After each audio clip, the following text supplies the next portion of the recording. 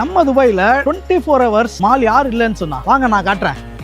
அப்புறம் ஒரு சின்ன கரெக்ஷன், மால் இல்ல மார்க்கெட். துபாய் மார்க்கெட்டை பொறுத்த வரைக்கும் வேர்ல்டுல இருக்க எல்லா காஸ்ட்லியஸ்ட் ஃபிஷ்ஷும் இங்க இருக்குது. லைக் சால்மனா இருக்கட்டும், லாப்ஸ்டரா இருக்கட்டும், எல்லா வெரைட்டிஸுமே இங்க இருக்குது. வாங்க நம்ம போய் பார்க்கலாம். இப்போ பாத்தீங்கன்னா 6 மணி 7 மணி மாதிரி அவ்வளவு கிரௌட். இந்த ஃப்ளோர் எல்லாமே நீட் அண்ட் கிளீனா இருக்கும். யாருமே ஃபிஷ் மார்க்கெட்னு சொன்னா நம்ப மாட்டாங்க. அந்த அளவுக்கு நீட் அண்ட் கிளீனான ஒரு மார்க்கெட். இதனாலதான் வந்து துபாயை வந்து அப்படி ரெஸ்பெக்ட் பண்ற மாதிரி இருக்கு. லாப்ஸ்டர், இது இந்த கிராப், பெரிய கிராப், அது நண்டு. இந்த ப்ரான் ஒன்னொன்னுமே வந்து கிட்டத்தட்ட 1 கிலோ வரும் போல, அவ்வளோ பெருசா இருக்கு.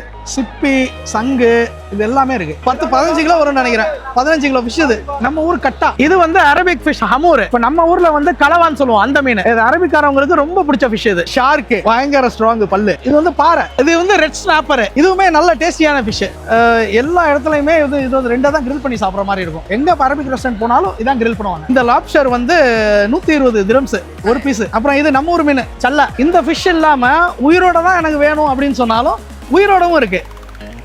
நண்டா இருக்கட்டும், மீனா இருக்கட்டும், இதை பிடிச்சிட்டு போய் அழகா சாப்பிடலாம். இது வந்து உயிரோட இருக்க நண்டு. எவ்வா, இதெல்லாம் 5 கிலோ வரும் போல. வேற எங்கேயுமே நீங்க பார்க்க மாட்டீங்க. துபாயில மட்டும்தான் உங்களுக்கு இதெல்லாம் காட்டும். கட்டாயம் இதை பாக்குறதுக்காகவாவது கட்டாயம் துபாய் வாங்க. இது வந்து லைவ் ஆயிஸ்டர் இருக்குங்க. இது இல்லாம நண்டுமே நிக்குது. வளர்க்கறதுக்கு நிறைய ஃபிஷஸ் வச்சிருக்காங்க. இது வந்து கட்டிங் ஏரியா. இது லேடிஸ் கவுண்டர். லேடிஸ்க்கு மட்டும் தனி கவுண்டர். இது அங்க வாங்குற ஃபிஷ் எல்லாமே இங்க செப்பரேட்டா கட்டிங் பண்ணி காசு கொடுத்து கட் பண்ற மாதிரி இருக்கும்.